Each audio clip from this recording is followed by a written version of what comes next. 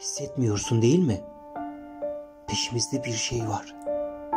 Biz tabanları yağlamış koşuyoruz mutlu olmak için. Köşe bucak saklanıyoruz hep sebepsiz.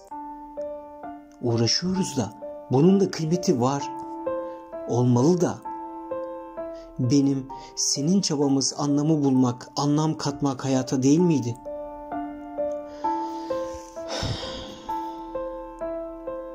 Bazen istemediğimiz yönleri demirliyoruz. Olsun.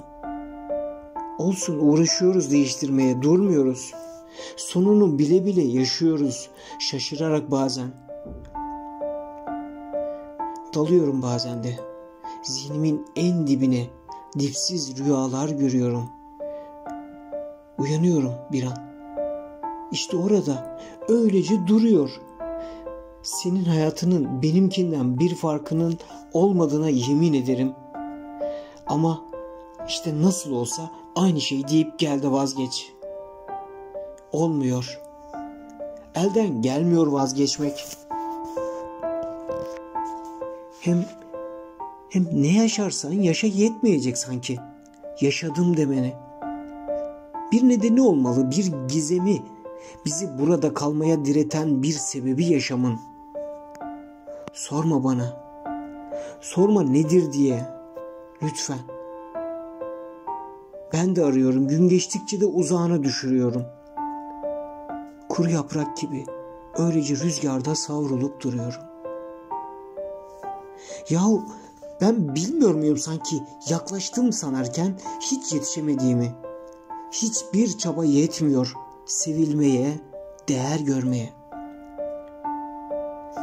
Bize mi kaldı hep gökkuşağını kovalamak? Mutlu olmak için tabii ki. Hayata hep 1-0 mağlup başlamak her gün yetmiyor. Hep başkaları için yaşıyoruz. Olmuyor işte.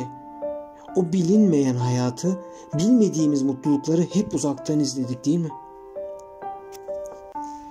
Çok yoruldum.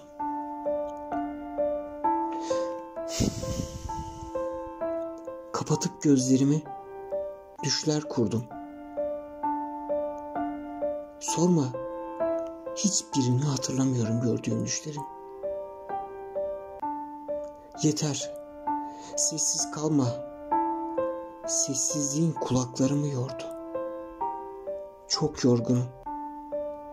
Uyumak istiyorum.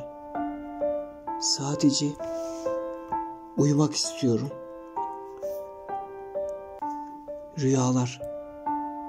Rüya görmek istiyorum. Rüya.